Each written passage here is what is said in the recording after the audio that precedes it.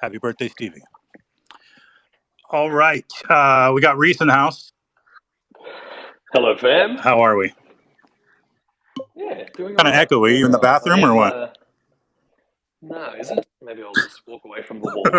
How was that? All right, good. Good. Skeet's in the house representing the Discord.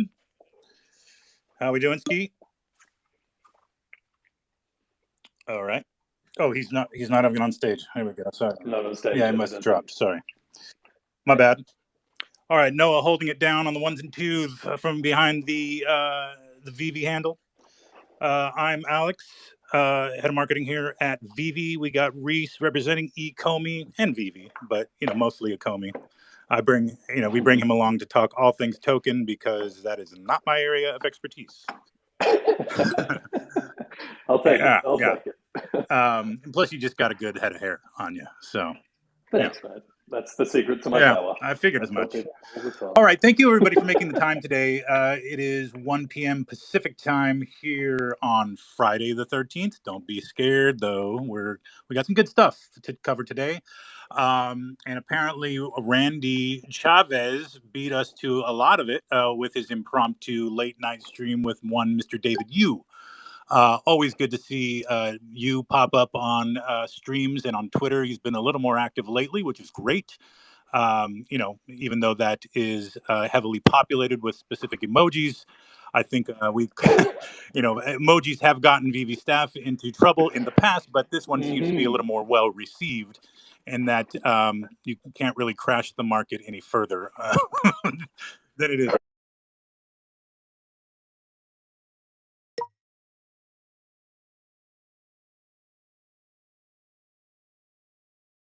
But them's jokes, not financial advice or any of that. We do not take that lightly. Obviously, deterred by such action in the both financial and crypto markets. We are staying the course. So that said, I don't know, Reese, maybe do you want to just talk a little bit about kind of generally what's going on in case people are maybe new to the space? And new maybe OMI holders and new to maybe OMI's the only thing they hold, and just kind of generally what is happening right now and what the future kind of holds for coming out of this bear market. I don't mean to put you on the spot with such a heavy topic, but yeah, that's fine. I mean, it's not really something that I can solve in the next 30 seconds, but for anyone who is new to trading, investing, financial markets, I mean, at times like this, I think it's important to understand that markets will do what markets are going to do. People will always trade and have their own reasons to sell their tokens or to hold them. Really, on a global macro perspective, I think we're all heading into recession by the look of things. Inflation is running out of control because of all the money printing that took place over the last 12 to 24 months. And fundamentally, in these types of environments, everybody goes risk off. Now, as much as we all love and believe in crypto, cool. Sorry. You guys can hear me, right? Yep. Alex? Can you hear me? Okay. Yeah, perfect. Yeah, sorry, I just saw a little Twitter message saying there was a connection issue. As much as we all love and believe in crypto, at the moment, it is still the newest asset class in existence. Which means that most people, or larger institutions, view it as a risk-on asset. And as we're facing these global macro headwinds, most people are going risk-off, which means that they will sell for cash or just try to hold on to anything that they deem to be a safer asset, which at the moment seems to be US dollars. Now, this is happening across all financial markets. I mean, Amazon and Facebook and Netflix and things are all trading like shitcoins, frankly. And we're seeing it everywhere. So, crypto is never going to be immune to these things, but fundamentally, one of the reasons that Bitcoin was invented in the first place was to combat these kind of this financial mishap. So, look, it's still very early days in the crypto industry, obviously even more so in the NFT industry, but all of these things are here to stay. We're obviously here to stay. The show goes on regardless of what the market conditions are.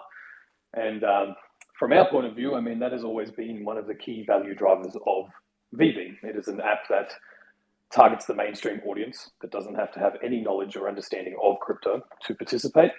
And that doesn't change regardless of token prices or financial markets. So that's that's where we stand on it. I really do hope that people haven't been too poorly affected, too badly affected by this. If you have been, please reach out to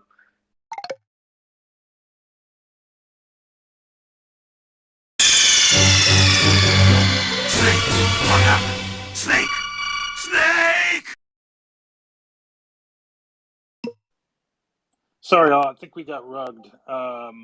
definitely got Noah lost internet or something. Yeah, he said he crashed. Okay. So my bad, or not.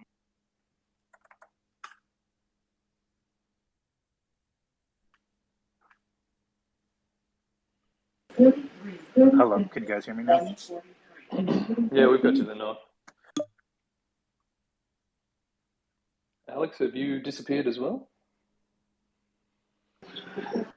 I keep on getting put on mute, but yeah, I think Noah got rugged. Is that good? Is that Reese, bro? I can still hear you at least. You got me, Skeet? Yeah, we'll I give get everyone you. a chance to join, and we'll hope that.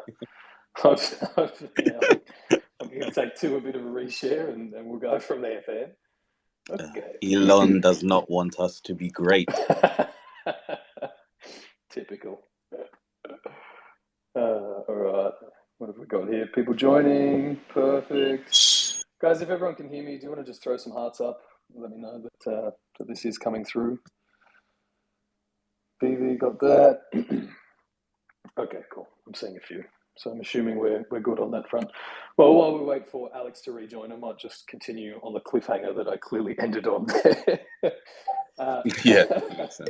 Yeah, look, the point of what I was saying, guys, is we really started building Veve in a bear market with minimal funding. Came through that thanks to the incredible business acumen of David and Dan, and really their tenacity and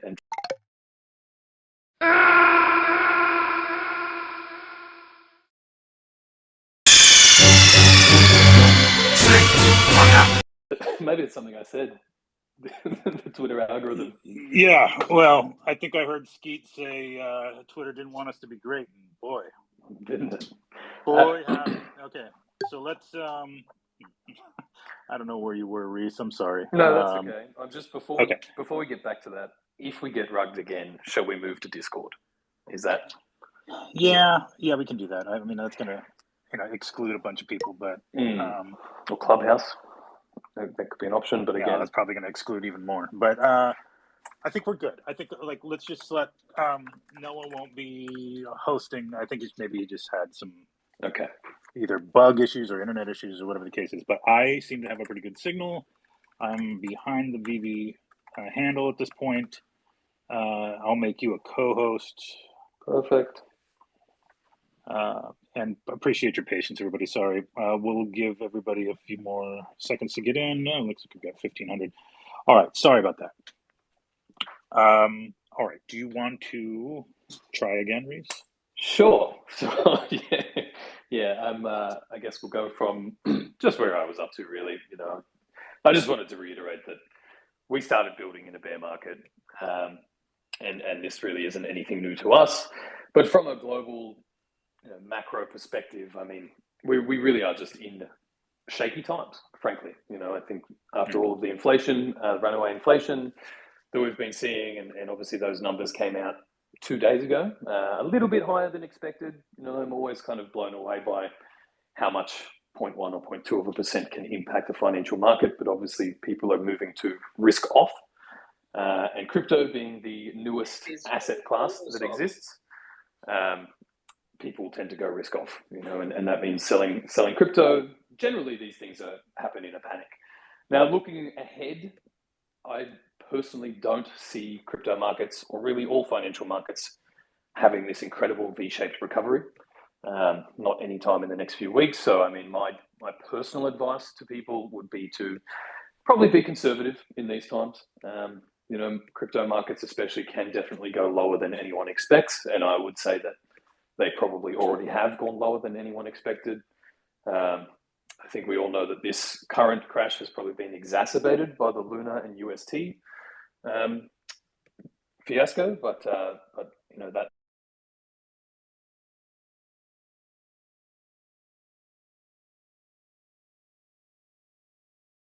that will come to a head eventually as well. So yeah, I think in these kind of times, I would always just say to people to be steady, stay the course. The show goes on.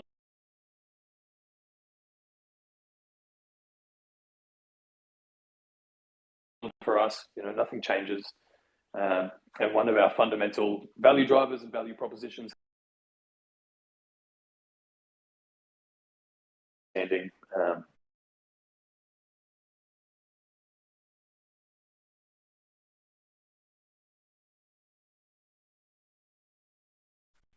And we have some incredible licenses to bring on, as David mentioned in Randy's video. If anyone hasn't seen it, he didn't mention the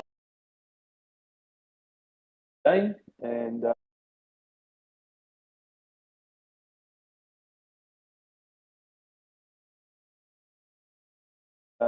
we'll continue on as per usual. All right. Well, thank you very much for that. And again, apologies. But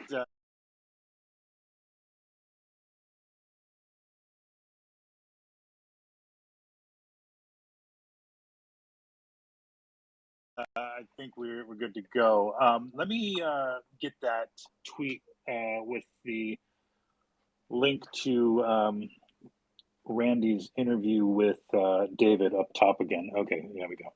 I put it up twice. All right. Just so in case you haven't watched it, you can see it there. Like very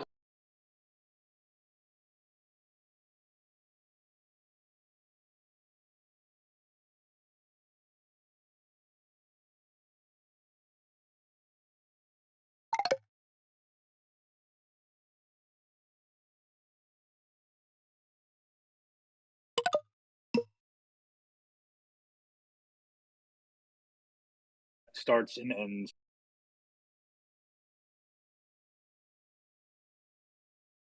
Twitter to see what people are asking about as if it's an original question, though I understand the frustration. Of course, is payout, right? And payout is part of that trifecta of Q2 priorities that we've been talking about for a bit now. That includes web platform and KYC rollout. So the payout can't happen without the other two. As you know, a first wave of web platform beta invites went out now, I think 2 weeks ago or so. We got a lot of great feedback and then noticed some obvious performance issues around showrooms in particular. So I think the next round of beta invites are going to be without showrooms that will be disabled for now, just so that we can make sure and optimize that flow with the amount of people that we do expect using web platform, because it was just, I think, maybe a little heavy for people to use. So I think we're aiming for the next wave, either end of this weekend or sometime early to mid next week, with about 2,000 to 3,000 invitees. So we'll, as mentioned before, we're going to continue rolling this out in waves, and to get everybody up and in the platform, so we can continue to do beta testing in that environment. Now, just so everybody knows, although it is very cool to have that environment to play around with, it offers no distinct advantage. In fact, we are encouraging people not to try drops on the web, although some people have.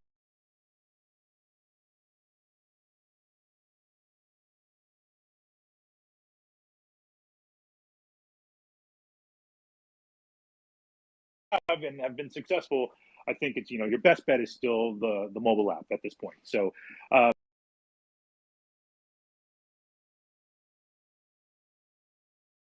your Veve joined date.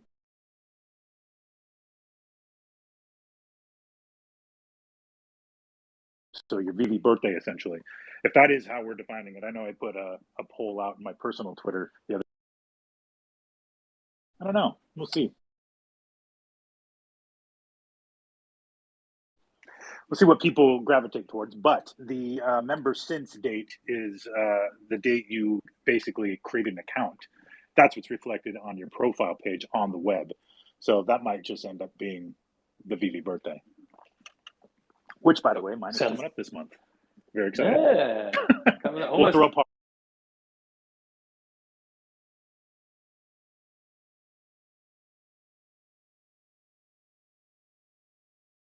Almost 12 months. Almost Yeah. 12 months with Veve. You've only aged 10 years. Oh my goodness.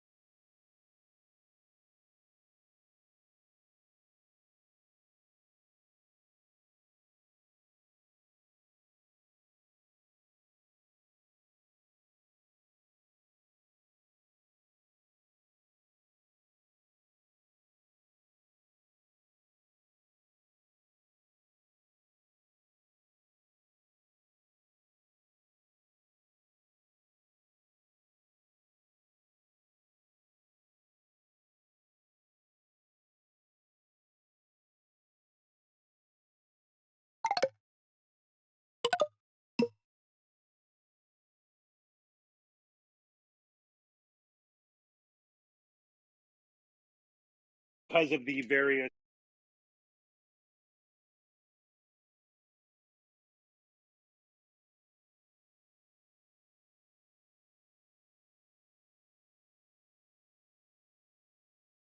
and strict New Zealand money laundering laws, we've had to be very diligent in making sure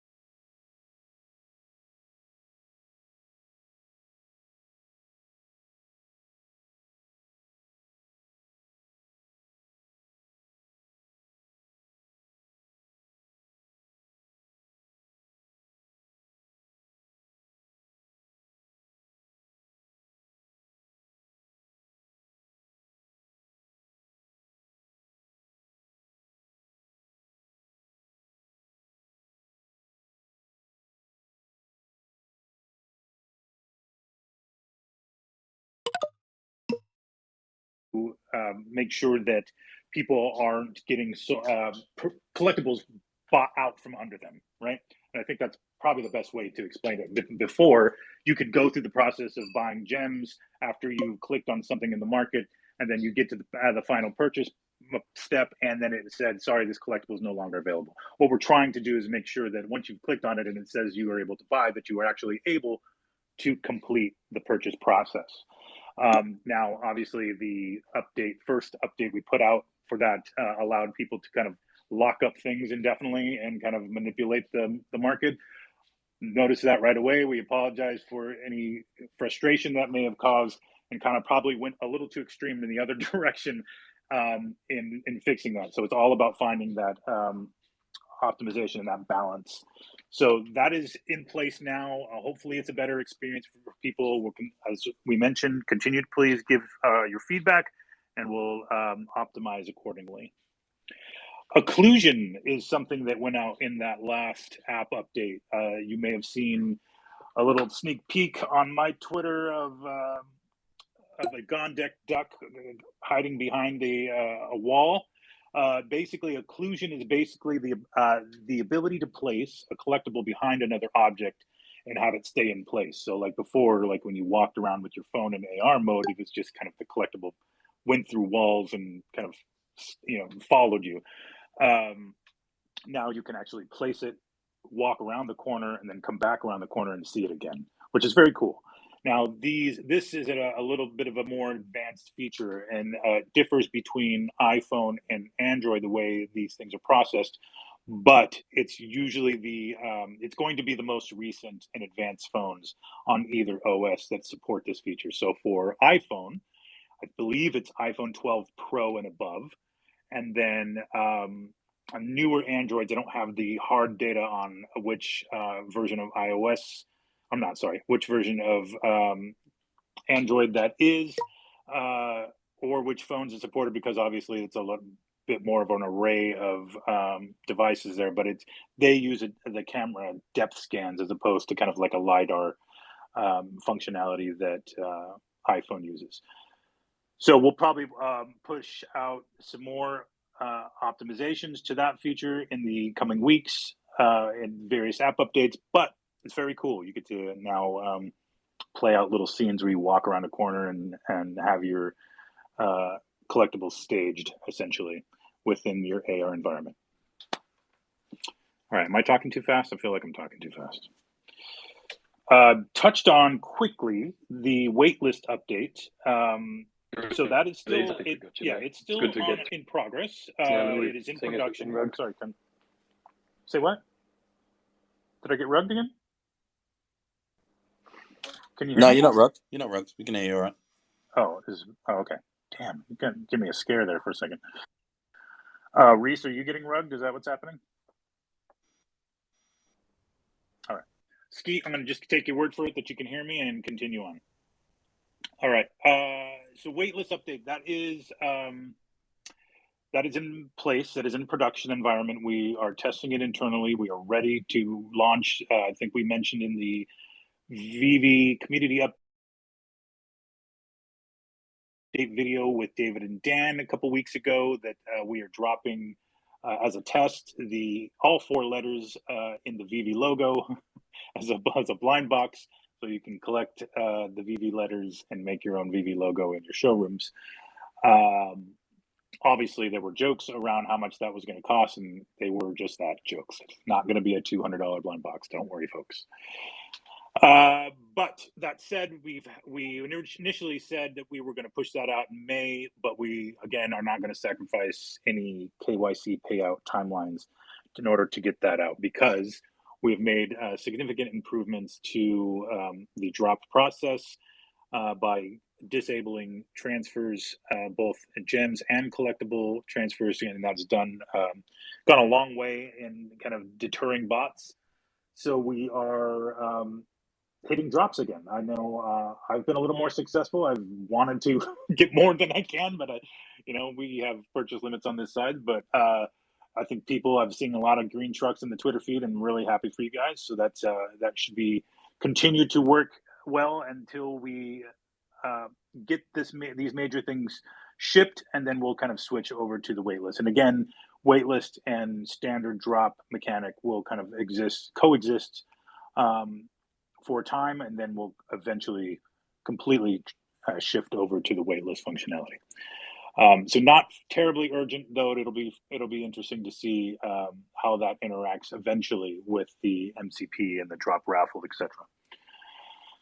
All right, so that brings us to the next drop. As I mentioned on Twitter, yesterday's comic was our last drop of season 3. And that means season 4 starts on Sunday, May 15th. Now, I put out a little poll to see what the guess was as to what that drop was going to be. Very vague, very cryptic. Basically continuing the U-troll of the skull when it was revealed that basically Dave wanted to be hip like the kids and use the skull in place of the laughing, crying emoji, like dead. I'm dead because it's so funny. And boy, is it funny. So, had nothing to do with what's dropping, but why not? The other choices, however, were, let's see, what was it? Lightning Bolt, book, as in comic book, or what was the last one? Mailbox, maybe? Mailbox, as in stamps. So I think the second most popular choice was Lightning Bolt at 24.2% of 6,226 votes, which is indeed correct. Our Sunday drop to kick off season 4 is indeed Lightning Bolt. Congratulations, everybody. Good luck. Lightning Bolt. All right. All right. Well, let's do it. Let's reveal it here. I think I'm ready to fire off this tweet, and I will pin it to the top here. So everybody, pull up your tweeters, and let's go.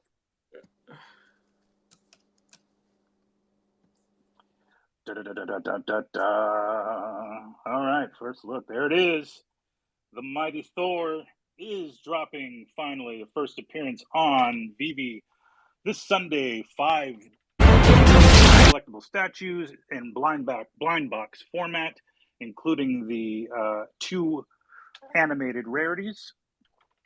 8 a.m. PT. Good stuff. They look really cool this time. Yeah, we got the crazy lightning animation, as well as the twirling of the hammer, or Mjolnir, as it's named. The very skies tremble in his presence. Commanding the mystical hammer Mjolnir, Thor uses his mighty abilities to protect Asgard and planet Earth alike. Veve Season 4 kicks off with 5 premium digital Thor collectibles in blind box format this Sunday. Unreal. 15th of April, or May, at 8 a.m. PT. Perfect. There's sound effects attached as well, I would assume. There are sound effects, yes, of course. There is the twirling sound effect. There's the lightning crash. But yeah, this one's pretty dope. This is obviously Thor's old school, original, like comic book true look. This is not Marvel Studios Thor. This is not Love and Thunder Thor. This is first appearance. Yeah. Journey into Mystery era, 60s era Thor. So very cool. Super exciting. Yeah. So bringing the thunder on season 4 kickoff, and we got some really good stuff coming up in season 4. Obviously, season 3 highlights included things like a little company called Disney. Some other great drops. USPS joined in season 3. Let's see, Coke season 3, Pixar. Very cool battle statues, Voltron. All these kind of things dropped in season 3. So thank you very much, season 3, for all you've done for us. But we must bid thee adieu. But we will give you a hero send-off, season 3, by celebrating with a good old giveaway. Let's go. We are launching the Goodbye Season 3 giveaway starting Monday, which we are giving away 65 different prizes, key drops from Season 3. Don't worry, no spinning wheel. I think people actually hated the spinning wheel, which I don't blame them. It was clunky. Yeah. But we tried. We tried to. I think maybe we'll have to come up with a hashtag or more of a creative contest next time, so we can bring back the meme contest or the art show, maybe. Art show, etc. But for this, it's going to be a simple entry. Fill in your Veve username, email, etc., all your pertinence, and let's just run through the prizes, shall we? With more to be announced, I won't announce all of them, but we are giving away, as mentioned, USPS joined the show in season 3, so we will give away 8 total Dia de los Muertos, Day of the Dead stamps of various rarities. We got some Coke Starlight to give away. We got some Knight Rider kit cars to give away. We got some Pixar pals of each rarity. Batman versus Killer Croc battle statue. We got some Voltron. We even got a Ron English Tricky the Obese Bunny giving one of those away, one of those secret rares. We got some Tristan Eaton OG Devil Bunny from the Decon lineup. And to, as a way to celebrate Decon past with looking towards Decon future, we'll give away some of those Tristan Eatons. We got some golden moments. We've got Elsa, Wall-E. We've got Steamboat Willie, ultra rare. We've got some Jermaine Rogers Veil specimens, some Tilly Fantasy, a No Time to Die Aston Martin DB5 Interactive, not the 007 one, not the edition of 7, sorry, but we'll give one of those secret rares away. We got some Superman versus the Flash, and on the comic front, a few different comics that we are still determining which titles those are, but there'll be some good ones of all various rarities. Again, aiming for 65 collectibles and comics total, and that should kick off on Monday. Very excited. So thank you, everybody, for rocking with us up until this point, 3 seasons in, leading into season 4 for Veve. Do you have a point there, Reese, you wanted to make? No, 2 things. One, I just want to make sure you can hear me properly. Seems my headphones have been playing up a little bit today. I'm sorry, was that? I cut out a little bit.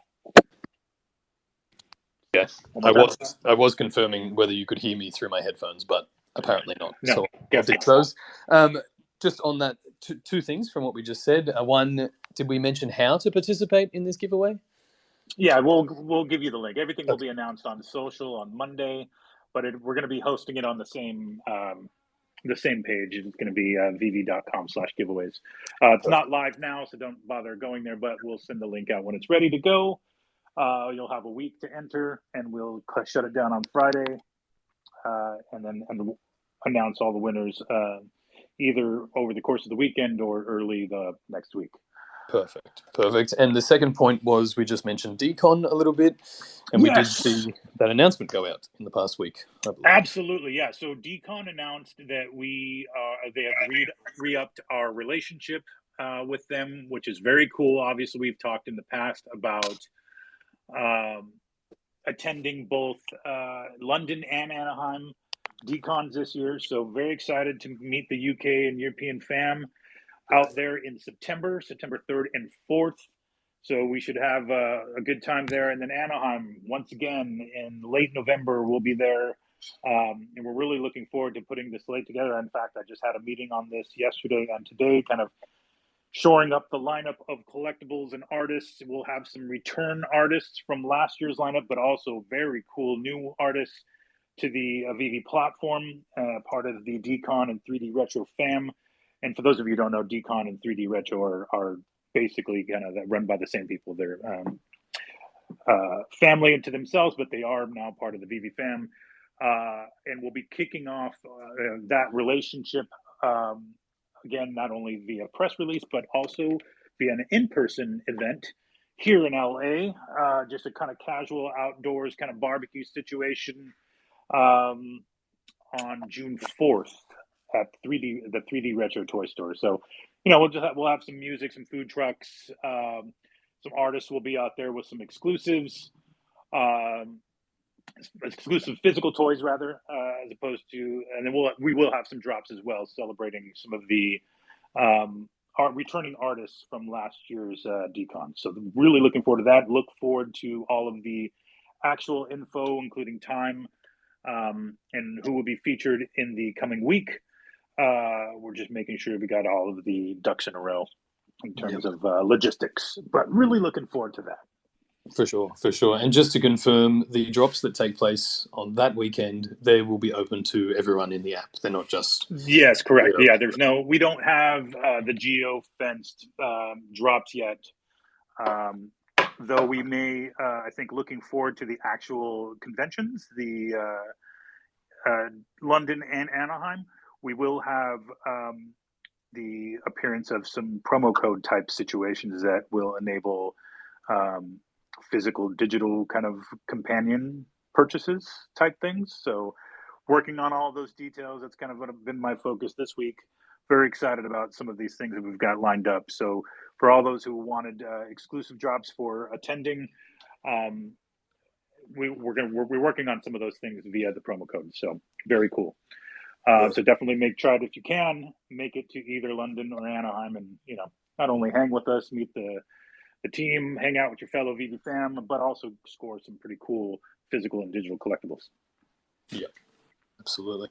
All Okay. right. Great updates on that front. We'll dive into some Ecomi updates and then we'll field some questions. Does that suit you, Alex? Yeah, absolutely.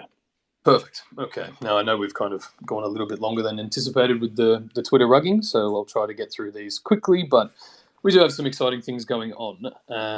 Now, I don't know if the Bridge article was out last time we had an AMA, maybe before the last co-founders AMA. So if anybody hasn't seen it yet, the IMX Bridge is now open, and that lets you send OMI from layer 1 to layer 2, which means that you can send basically from exchanges or your personal wallets to your Veve app. Now, I just want to make the point that you cannot send directly from exchanges to the Veve app.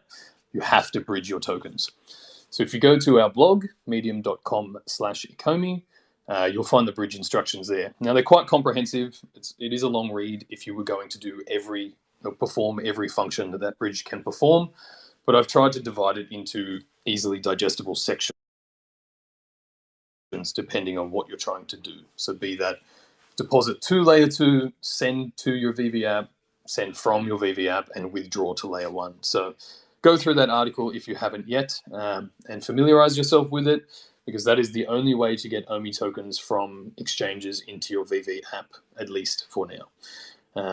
But anyway, great news there to see that open, and by all reports, it's working as intended.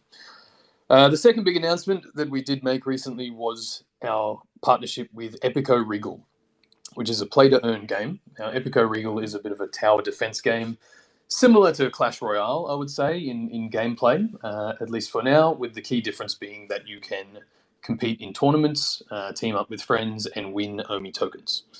You can also use your tokens on their marketplace. Now, in order to do that, you'll have to bridge to Polygon. But again, I will release instructions on how to do that if you would like to use your tokens over there. But really just some new incredible utility for the token. We did have an AMA scheduled this week with Venkatesh, the CEO of Epico Regal, but we pushed that to next Wednesday. So I believe that's next Wednesday at 2 p.m. Pacific time. But I'll share that invite for that as well. But come along to that if you want to learn more about Epico and their token integrations as well. Just quickly on that, Reese, I saw a fair amount of speculation as to why that was pushed. Because, Veve fam gonna Veve fam, but really was just a scheduling conflict, that's all. Yeah, it was. I mean, look, I think we can all agree that launching anything like that this week isn't a good call anyway, but that just worked out better for us. No, it's just a scheduling conflict. Venkatesh is, honestly, he works as hard as Dan and Dave. Every time I speak to him, he's on a plane to this place or that place.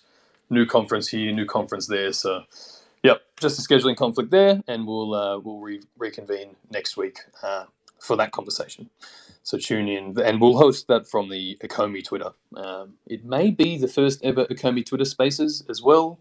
Ooh. For anyone listening at the moment, we may release a POAP or something fun just to commemorate that. So yeah, come along if you want to be a part of that as well. A few other ecosystem updates. Some of you may have noticed that you can now also purchase OMI tokens through the Coinbase wallet extension. This works, it's the same as the MetaMask extension, and at the moment, because the only pool we have on Uniswap is ETH OMI, you need to use ETH to purchase your tokens. Now in the future, I think we'll look to establish a few other liquidity pools. OMI USDT would make sense based on our exchange listings, things like that. But really, we're just opening access to the OMI token to an even wider audience. I think the Coinbase wallet has more than 1 million downloads. It's probably quite a lot more than that. A few other ecosystem things to be aware of. So some of you probably know that we've mentioned 3 games would be using the OMI token, one of which is Epico Regal. The second one is Features from a Mr. Brock McBlockchain. Now, Brock's been part of our community almost since day one, has his own project Features, and has since built an incredible little battle arena game where you can wager your OMI tokens, you can heckle other players, all of these kind of things, which will be coming out relatively soon. Now, I think he's also integrating directly into Immutable so that you'll be able to use your tokens, withdraw from Veve and send them straight there to make your life easier. But if you want to get involved in his project and learn more about how OMI will be involved, head to feeshes.com. That's FEESHES.com. I believe there is some airdrops going out for anyone who holds a fiche soon as well, and anybody who does hold one will get beta access to the battle arena. It's currently being tested as we speak. So if you'd like to get involved there and see how OMI is going to be involved, definitely head over there and check it out, or jump in his Discord, which I believe you can go to fishcord.com, and that should take you straight there. Now, another one I have just become aware of, which is outside of the 3 game scope that we kind of initially spoke about, is from Cooper on Twitter. Right? The handle is @CCooperRE, if you want to search him. Now, he's already developed a game called Cannon Crisis, which he calls Play to Burn rather than Play to Earn. So this is a free game to play. Anyone can play it, and he uses the ad revenue from that game to buy and burn OMI tokens as well, or send them to our reserve wallet. Seems to have quite a number of games in the works that would also do the same thing, so go and check that out. That's C Cooper, so CCOOPERRE on Twitter, and I'm sure you'll find that game there. That is live already on Android and iOS. Wow, Uh, that's pretty. He just developed that on his own. Yes, he did. He did. And this is the beauty of an open source, a token that is available to all. And as many would know, the OMI token is now fully diluted. So the tokens that are in circulation, that's it. There can never be any more coming in. So really, the more places, more games, the more utilities that we add and anybody else chooses to add really benefits the ecosystem overall. So again, anyone who wants to continue to explore that avenue, reach out. We'll try to support you in as many ways as possible, and obviously it's benefiting everybody involved.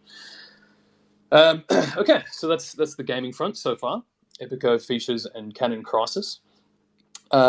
Some other good news that is probably unexpected to most people, and I did have somebody ask a question similar to this earlier today, is: are there any opportunities for staking the OMI token outside of Veve or outside of the app? And the answer is yes. We have actually just partnered with Ascendex, one of our exchange partners. They have a program called Ascendex Earn. And through this, as of next week, I believe it will go live on the 18th, you will be able to stake your OMI tokens on Ascendex's platform, and they're offering an initial staking reward of around 10% APR. So you can earn up to 10% on your OMI tokens staking through their exchange. Now, obviously, there are some inherent risks there.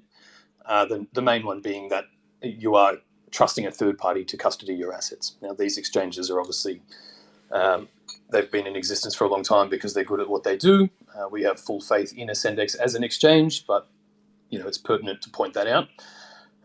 Typically, exchanges in these kind of programs would be lending out your tokens, which isn't the case with Ascendex. They won't be lending. They will actually be net buying tokens to pay that APR. So really positive force for the ecosystem. We're going to do some NFT giveaways as well, just to try and encourage people to stake over there.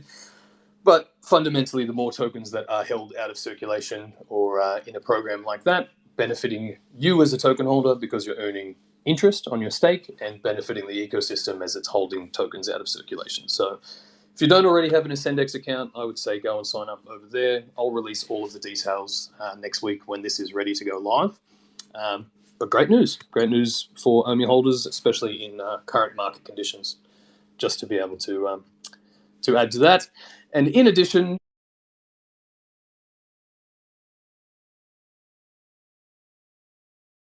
again, because of everything that's kind of happened over the last few weeks, I really want to focus on education in the crypto sphere. I think that is a really crucial part for people to understand why these events happen, as well as understand the industry and the markets in general and individual projects. So we do have a crypto education partnership coming. I would expect it to go live maybe early to mid next month. And obviously there will be a subscription fee there if you choose to sign up to this. It is a platform that I have used for a number of years, which is why I'm happy to recommend it to the fam. But again, any affiliate payments that come in from that, we will use to buy and burn Omi. So really, we're just trying to build out this ecosystem where all of these touch points are utilizing the token, giving you more uses for it, and benefiting the ecosystem in as many places as possible. So just a quick breeze over those details. We'll release more as they come to light. But some good news all around for the Omi token, I think. Right on. Thank you very much. And I couldn't find like a tweet specifically linking to the Canon Crisis app, but a tweet that I did find kind of gives the little detail on it, pinned to the top here from C. Cooper. All right, Canon Crisis. Cool. All right, so let's move on to a few questions, and we'll get some people on stage. Don't have too much time today, but we'll get to as many of these as possible. Crypto Show asks on Twitter, how is Veve positioned with Instagram and other social media apps? I guess, so this is related to Instagram announcing this week that they were going to be supporting NFT PFPs. Obviously, we're very keen on making these types of things happen across the board with not only Instagram, but Twitter. But all of that is contingent on the interoperability and being able to connect the wallet, right? So while we are excited to participate in that functionality, it's going to take just a little bit longer until we can have the full integration complete with the interoperability of the tokens. All right, Hillbilly asks, ooh, this is a good one, it's saucy. Do you think trust will ever be restored in the app after it's taking over a year and counting for cash out in the huge gem heist that wrecked all of us? Look, that is a very fair question. Obviously, there was a lot that happened over the course of the last several months that is very unfortunate, and things that we have worked very hard to correct and get us back on a path to where we want to be. The goal, as we mentioned at the top of this AMA, or at least the first iteration of this AMA, has always been to stay the course and really play this for the long term, right? Now, while we have been delayed in delivering some of these key updates, such as payout, and we did basically get ours handed to us for a little bit there by the bots and the gem heisting, we remain more committed than ever into making sure that this is the most secure and enjoyable experience for collecting both, your favorite IP and utility for that IP and collectibles moving forward. So, do we have some work ahead of us? Yes, of course. Will that trust? Did we burn some of that trust from? What are you saying, Reese? Message. Oh, I can just hear something tinking in the background. Okay. So I'm sorry about everybody. So we remain committed to obviously regaining the trust, and if we lost some people, that's obviously unfortunate. But for the people who have stuck with us, we do appreciate you, and we are going to make sure that we remain. Again, stay the course and make this a better experience for everybody across the board. Again, it's not really an excuse, but we keep harping on it, is that we grew way faster than I think any of us expected. So we've had to do a fair amount of catch up. But once we get some of these few key things out the door, I think you'll see that, the waters will be a lot less choppy. Yeah. So I appreciate the question. I did want to make sure that we touched on some of those because, we do get, for some reason or another, accused of taking only softball questions, which I don't feel is the case, but let's face it head on. Agreed. I might just add to that quickly, Alex, if you don't mind. I know that all of us live and breathe Veve and NFTs and crypto, and that's why we're all here and so involved. But this is a brand new industry. NFTs weren't even in the public vernacular until 12, 18 months ago. And while bringing on Disney and Marvel and all these big brands is amazing for us, it's actually them showing, their confidence in this industry and in this, the digital product industry moving forward. So, if anyone thinks that our ambition stops at 2.5 million users, you don't know us well enough, frankly. But I just think I'd like to point out, we were always going to find teething problems on this journey because this has never been done before. So, of course, I think that any trust that was lost will absolutely be regained. I think that our user base will continue to grow as strongly as it has been. And really, I'd like to thank everybody for sticking with us so far and coming for the ride, because it's been a roller coaster for everybody, frankly. It's definitely been a ride. Yeah. All right. So thank you, Hillbilly, for the question. Moving on, Omicron asked, Veve Festivus relies on transfers of NFTs to be able to function. And if you're not familiar with Veve Festivus, it was a huge community organized effort of giveaways around the holiday season. That's how prizes are given out. Will transfers still be reactivated once MCP is implemented? And will this still take place before Q2 is over? So two answers. Yes, it will be transfers will be reactivated once MCP is implemented, but MCP is not a Q2 priority. As mentioned, the only Q2 priorities at this point are those main big ticket items of web KYC payout. As soon as we get those shipped, MCP will development, and it is in progress, but it will begin in earnest, because we do know and understand that it is a highly anticipated feature for a lot of the collectors, especially the OGs who have been with us all this time. But in order to do that correctly, we need to make sure our resources are focused on the important items at hand. So for all those asking, hard dates, obviously we don't do hard dates because things can slip. But Q2, I mean, it's about as about as firm as we can give you at this point, because those are tied to dates essentially. But MCP is still in the works, still a priority, just not a Q2 priority. So we apologize. I know that's probably not what you want to hear entirely, but we will look into some other options and how to enable transfers moving forward. But as Dan mentioned in the community update video, that is likely going to be a function of the MCP. All right, Reese, I got a Nakomi question here for you. Go for it. And then we'll get some people up on stage. Actually, while I read this, if you want to maybe bring a couple up, and then Steve, sure. if you want to prepare a Discord question. All right, the IT guy asks, and I think we covered this a little bit. Due to recent volatility of OMI and crypto in general, is determining OUP staking tiers by dollar value sustainable? The recent decrease in OMI token price would likely see many users fall to lower tiers and require further investment to return to a desired tier. What do you think of that? Yeah, so I guess a few things to say to that. Is determining the OUP by dollar value sustainable? Yes, I think so.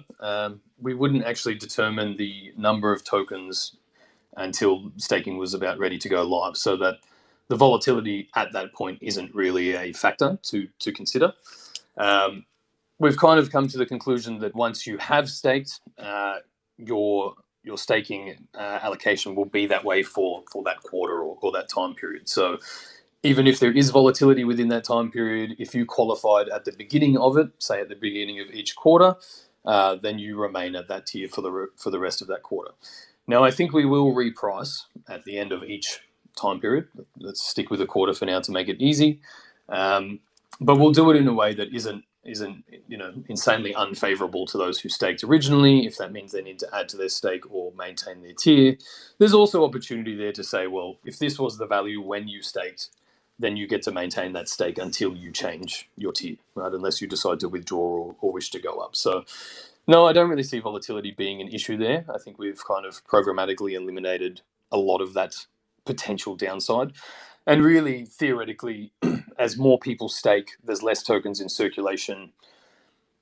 It should or could lead to the token price increasing, which fundamentally would actually enable those early stakers to withdraw some of their stake when that unlock period is available, instead of losing to the downside. So, really, I think that staking overall will be net positive for the token, purely based on the circulating supply. And as always with these programs, the people who stake first or early stand to benefit the most. So I think that probably wraps that up, to be honest. All right, thank you very much. Do we have somebody on stage yet? Actually, no, Skeet, you got a question from Discord? Yeah, to be fair, we've wrapped up quite a few of them. You've already covered over a bunch. There's just a couple. Let me guess. When cash out? Oh no! Yeah, those ones. I know you're going to cover those every single AMA in the Discord. All of that, we get that all the time. But one, I guess, was a little bit more of a difficult one that you mentioned earlier. How are we planning? This was from Eldurian Knight. So, how are we planning to protect, drop integrity after the web app goes live, without the queuing mechanism? With it being a web app, and it means more public APIs and much easier access, etc. Yeah. So, well, there will be no public APIs, but to the point of security, yes. I mean, that's part of why this is in beta initially, is to make sure we are evaluating any potential security holes, to make sure that when we do enable, waitlist, for instance, in the full community access or public access to this, that those drops retain their integrity. That is continuing to work with our security partners on that. We've obviously done quite a bit to limit that on mobile.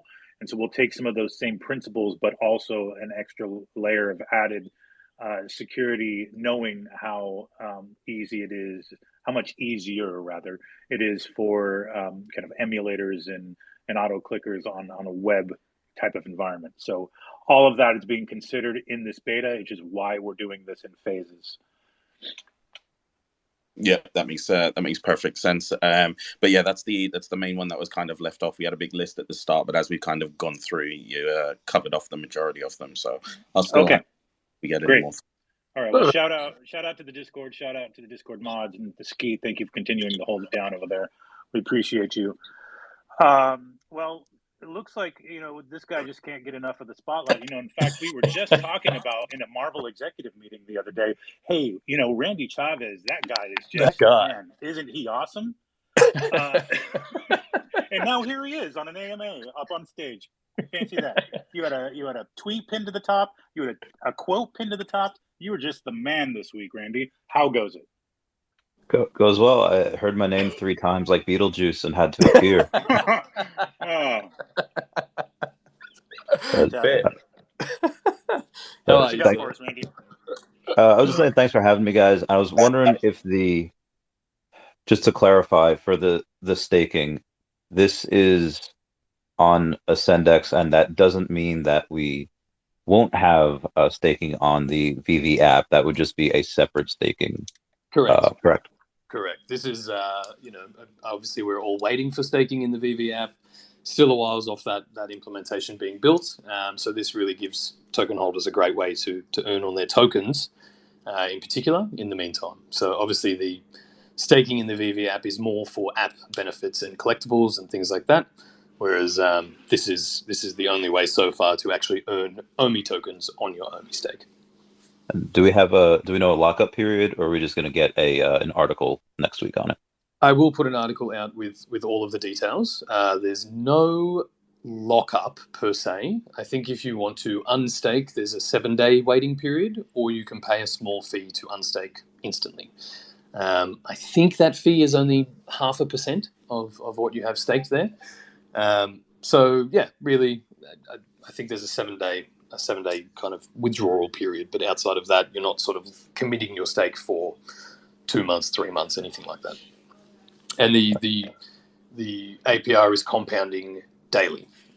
Actually, I think that's an opt-in. You can select to compound, or you can just have it accrue. But obviously, compounding for most of us would be the right choice. and that will compound daily and be added to your account. All right, copy that. Thank you, guys. No problem. Great. And, Randy, anytime you want to send me that late night booty call podcast invite like you did with you, please. I don't think you want Superstar Money to get the first exclusive ahead of you. I want to make you jealous. You have been in my car, for God's sakes. So, I thought that, got me a little something. That's Apparently a good not. point. Yeah. All right. All right. Next, who do we have on stage, or do we want to move to another Twitter question while you pull? No, we've got Fresh91 on stage. Okay, let's go. We'll do a couple more from the audience, I think. If you have us there, Fresh91. Fresh. MA Silver 91. All right. Maybe not. I'll just bring up the second man of the hour, Mr. Brock McBlockchain, if he's connected. Oh. Nope, he got rugged. Sorry, mate. All right, I'll give you another question while you pull somebody up. Go for it. Do you care, or are you concerned that the burn rate is increasing so quickly? Would it be ideal for it to be slower? It would be ideal for it to be more controlled than based on wild market price fluctuations. I would say, but no, we're not concerned at the moment. There's still a massive reserve of tokens there. As you're starting to see the pieces come together, I think everyone can see that we're implementing quite a number of things to keep that reserve topped up. But as we've kind of alluded to in these brief tokenomic chats, we have created a new system that will protect that reserve regardless of market price. So, no, is the answer. We're not really concerned about it. And obviously, in the meantime, let's burn as many tokens as we can. Frankly. Yes. Yeah. Okay. Burn it all. All right. Yeah. Who's up next? So Fresh is still up, but I don't think he can really hear us. So Dave, if you're up here, DCB. I'm here. What's up, boys? Perfect. Welcome to the stage. How are we doing, Skeet, Reese, Alex? How we doing? Everybody good? Well, brother. All right. Well. All good, Dave. All good. Good, man. Good. So I'm gonna rattle these off super quick, Alex, because I know he hates it when I ask multiple questions. So I'm gonna say two. So I'm just gonna say two, like everybody else. So first thing, Reese, is for you from the OMI side, right? Mm-hmm. Is there going to be a change in any way, shape, or form to tokenomics? Because I'm seeing on Reddit versus a bunch of different places that there's the token movement, I guess, of what we're seeing isn't really adding up to what the white paper is what the white paper actually is stating. So that's the first part. And is there a place one central place that we can go to get all of this information? Yeah, so there will be once we kind of post this. Now we're going to put it all out together, right? There's this kind of, I'm not saying we're changing the tokenomics because it's not really the right way to go about it, but we're refreshing them, right? Now, the disconnect at the moment is with the buybacks. And as most people would know, we are waiting for some regulatory clearance or really just clarity around that. Now, when markets crash like they just did, we tend to get more regulatory scrutiny than less. So we're definitely still erring on the side of caution there. But we're not going to just rest on that and hope that we just get this magical green light that lets us do things as planned. So in the meantime, we're trying to implement as many ways to burn tokens from circulation, which the fam is now massively contributing to with all these games. And we're protecting the reserves so that we have the longevity in the app and make sure that system survives. So fundamentally, no, I wouldn't say the tokenomics are changing. It's still very much the same system, the same underlying system, and the token will still always underpin Veve in the same way. We're just readjusting the formulas to protect the reserve is probably the most succinct place to put that. Now, when that comes out, yes, I'm going to put together a tokenomics portal. I don't know if any of you saw the IMX tokenomics portal that went out recently, because I think we can all agree all token info at the moment is scattered across the blog and across old posts and videos and all of those things. So once that is ready to go live, I will have it all in one place, make it much easier to understand, and happily walk people through it. You're the best. Thank you. And I'm not going to hold you to the date, but a month, 3 months, 4 months, what do we? Yeah. That's no date. Yeah. Don't give me a date. Yeah. At the moment, so these OUP sign-offs and things, I'm waiting for our legal clearance on those, because we are waiting on that clarity around buybacks to know whether what capacity we can include them in. If we can't do them as intended originally, we have backup plans that have the same effects and use the same idea. So just waiting on clarity on that as well, really. As soon as I have that, we can have this out. I'm hesitant to put a date on it, but that's fine. No, I don't want a date. Don't commit. Please don't say a date. I don't want you to commit to a date. yeah, it backfires when I do, so I'm trying not to. But we're obviously working. From the stage, Reese. Okay, yeah, we're working hard to get there. I got you. So I appreciate that, Reese. Alex, here's my my second to last question. In regard, I love that you guys are taking feedback and everything, right? With what Curtis is doing and Brock is doing and everything else. Like, if you guys realize that the community can bring that much value, why no public API? Because I feel like this community can build such amazing tools. And I've seen some of the tools that people can make. I'm just curious, why no public API? Just because it's not a priority at this point. There will be at some point an API for certain people. Like, for instance, like Omi the Clown is using an API, right?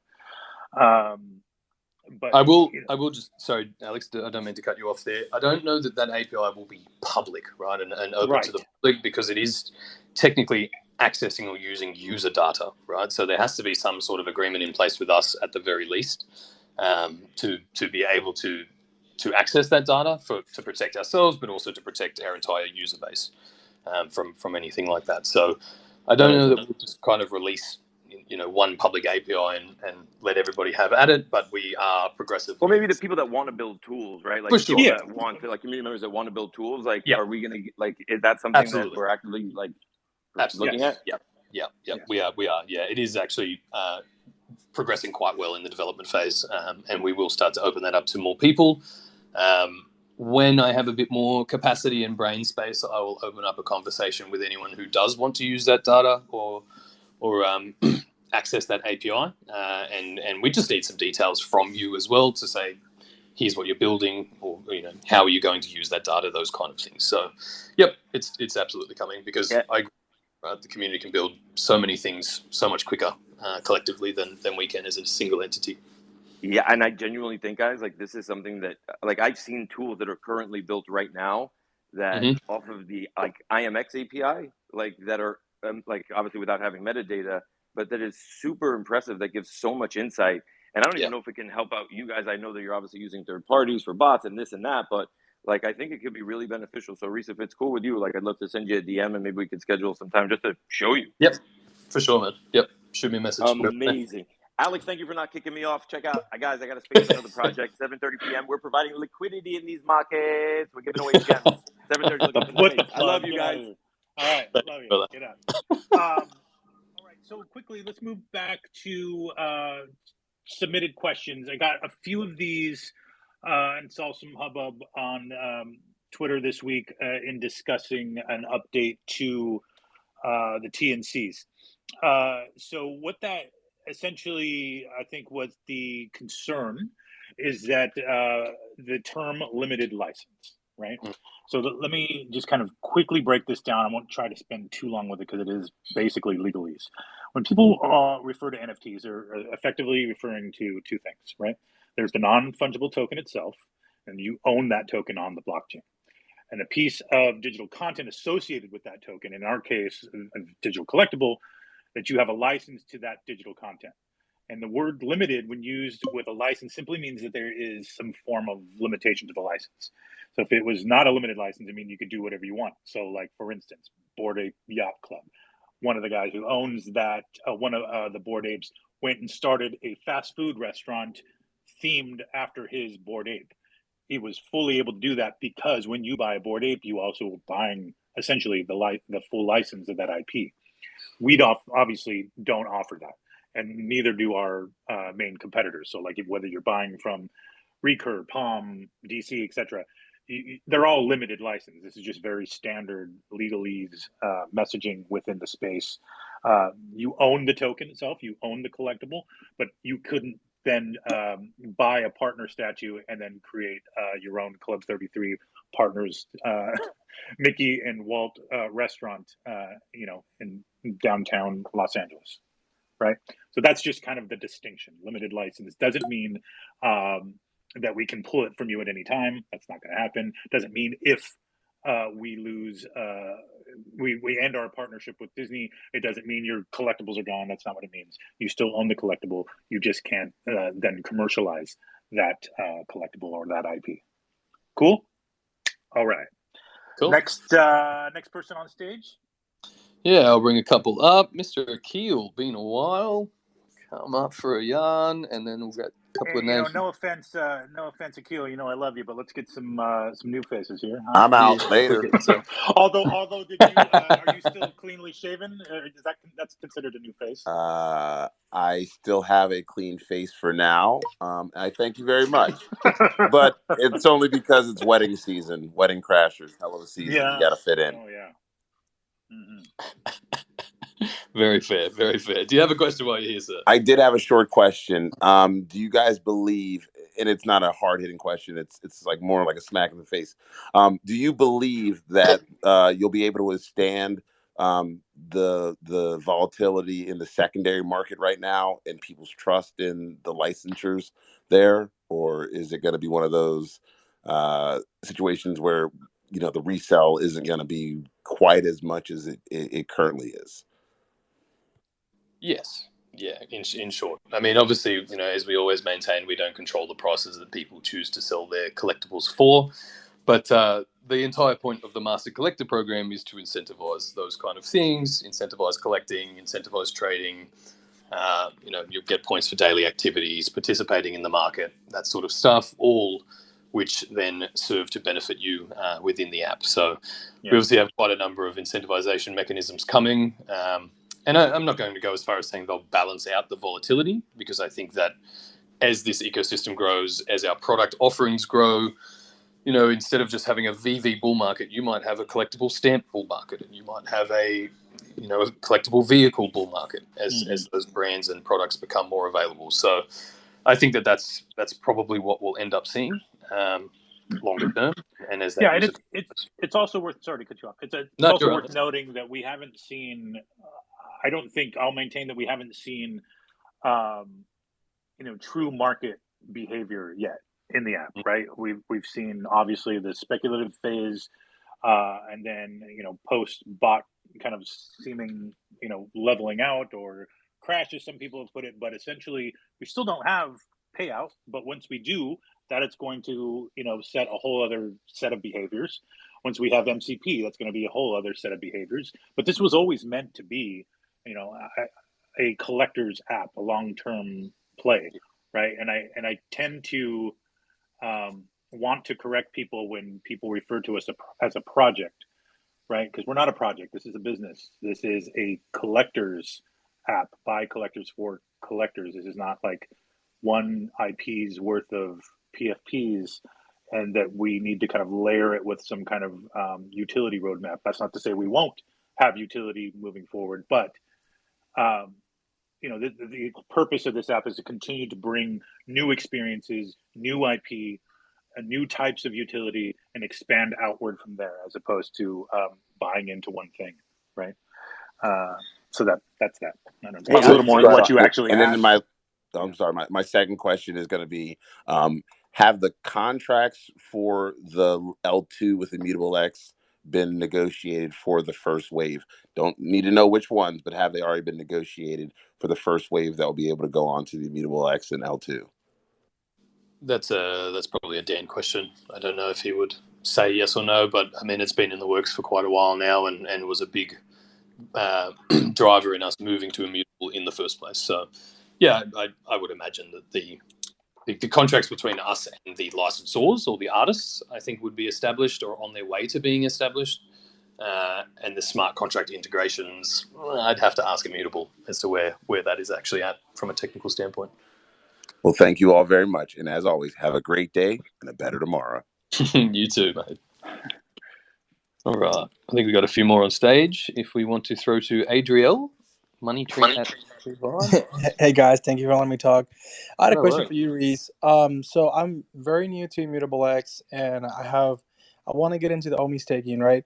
So Mm-hmm. I know you have that bridge with the Immutable X, but my question to you is, let's say I have let's say $500 of OMI already on Immutable X, right? Like, not, I didn't bridge it. It's just there from either selling something or Yep. or so. Can I use that to like that my balance to bridge it to Vivi, or does it has to be using the bridge website?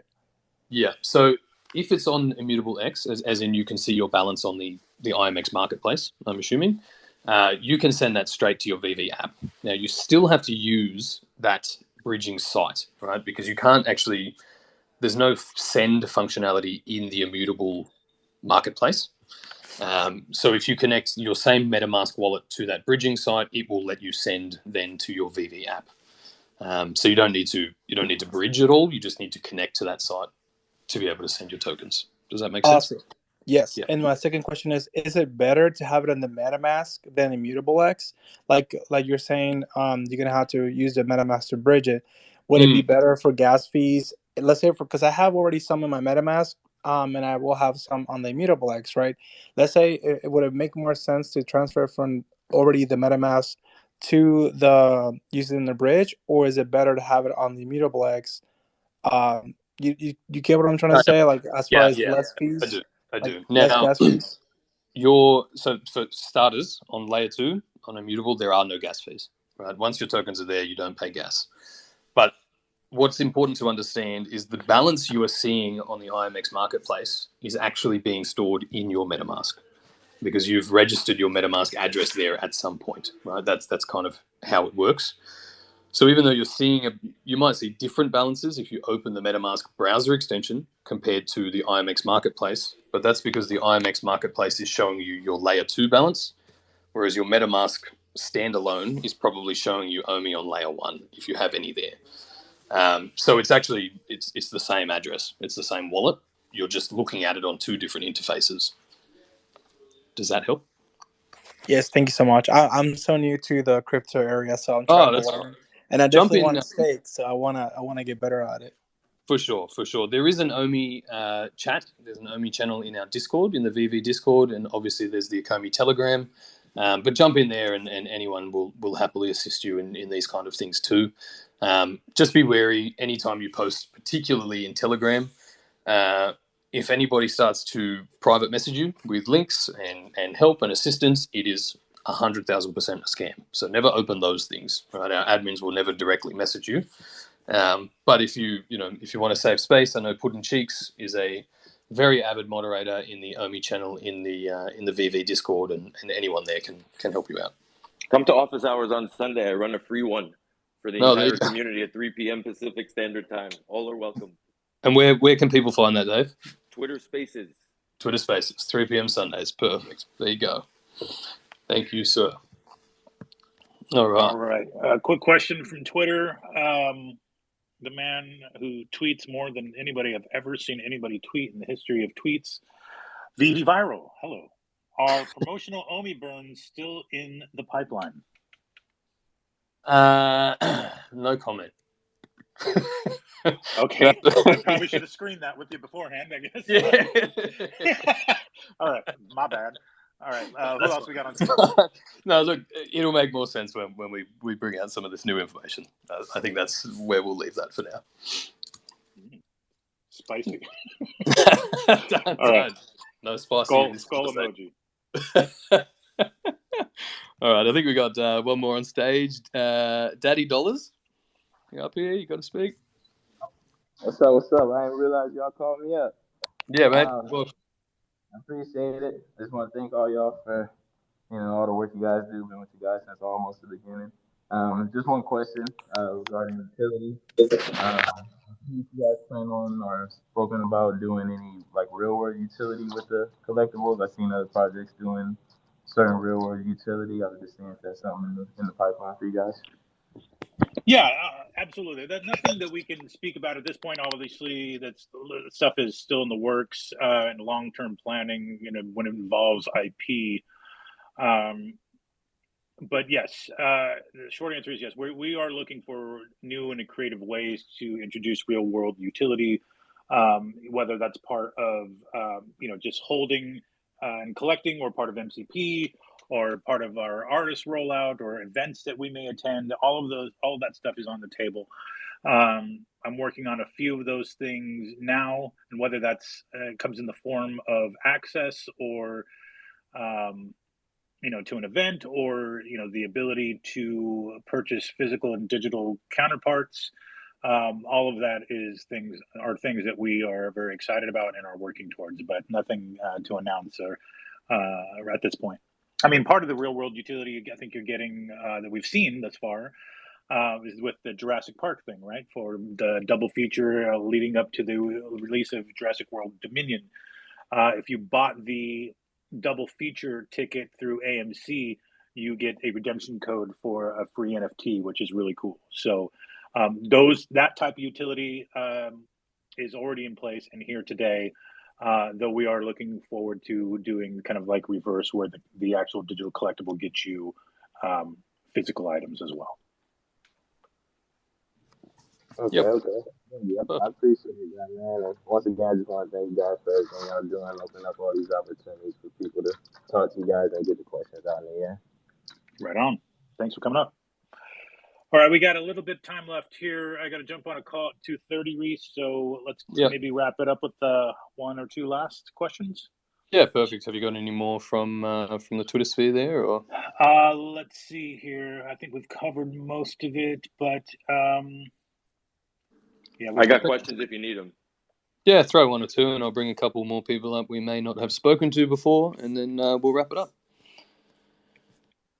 Me? Yes. Amazing. Yes, please. So, you let's talk about ownership for a quick second, right? Like, this kind of came up the other day. I know that we kind of just touched on it. When David spoke in Australia about the interoperability with utility, I absolutely love it. I think it's going to be amazing. But when we talk about actual ownership and licenses, Alex, I know that it's a very touchy subject. But when we download the files onto our phone, right? Does that just make it, I just kind of want to get clarification. Does that just make it easier for us, or for us to use it in AR? Because you know how we have that ability to either delete the files or add them? Like, if the file's on my phone, in a sense, it's like, well, I kind of own the file, but I can't really, can I do anything with that file? No. So the distinction is you own the token, and not the license, right? Oh, no, so yes, you own the asset associated with the token, and so it's actually fairly cut and dry. So it's you own the token, you own the collectible, you just cannot commercialize that IP. Can I use the asset on another, if I were to build something because it's a bunch, like the asset's pretty much like a bundle of different files, right? When I download it onto my phone, right? You know how we can download it when we see Elsa's at 30 megs or whatever. Is that file can I transport that file elsewhere? I don't think so. No, not currently out of the app. I mean, eventually when there's interoperability, you'll be able to move it between wallets. But I mean, I don't know what you would be using it for by downloading the file pack. You can't get anything out of the app anyway right now. It'd be image files, which probably wouldn't be any different to just downloading, an image. I guess what's the 36 megs of Elsa? You know what I mean? Whatever the 36 megs is comprised of. Yeah. No, I don't think, even if you could download it, and have that file specifically pulled, I think we've built things in a way where that doesn't take place. But maybe we confirm that with Dan next week, just to get some more clarity around it. Cool. Yeah. You know? No, we've got a couple up here. Love seeing all these bat cows out there. Shout out bat cows. Ganja Babe, if you're up here. Hey, everybody. Thank you for taking my request to speak. No problem. I wanted to ask about the application and the web platform regarding communications. Will there be some improvement so that we can do things like direct messaging or filtering and sorting notifications from others? Yes. In short, it's definitely part of the longer term roadmap. Obviously, building in your own sort of direct messaging system is quite a hefty integration, and we do have other priorities. But yeah, I mean, Veve fundamentally is a social platform, right? And a social network, for lack of better terms. So the more of those integrations we can build to connect people to each other, to make trades, to enjoy the experience together, that's obviously what we're aiming at. So yes, longer term, it will definitely be a thing. I would argue it's probably easier to build now with the web platform than it would have been in mobile. But I'm also not a developer, so don't quote me on that. Awesome. That sounds great. I look forward to it. And thank you so much. I just want to say that I've really been enjoying Veve so much. I came in like when the Cryptkins dropped, and I haven't been addicted since. That's awesome. Thank you very much. Big shout out to y'all. Sweet bat cow, by the way. Thank you. Thank you. All right. I need to rock mine on my PFP or somewhere. I have one, but I don't know what to do with it yet. I've been so busy. All right, so that actually puts me beyond time. Yeah. Sorry, everybody. Since I'm behind the Twitter handle, I have to rug everybody. That's right. So thank you very much, everybody. We'll send. I think we'll get back to posting some key bullet points recap for those of you who don't want to listen to the full hour and a half. But the space is recorded, so you can go back and listen at any time. Again, thank you, everybody. We will continue to have these on a bi-weekly basis when they don't match up with the monthly community video updates with Dan and David. But yeah, everything's still on track. So appreciate your patience and, wog me. Perfect. Thanks everybody for coming. Tariq, the last speaker we had up here, I have just sent you a message. If you want to let me know what your question was, I'll get that answered too. Thanks everybody for turning out. Exciting things. Stay safe out there, and we'll see you next time. Thanks, guys. Cheers, guys.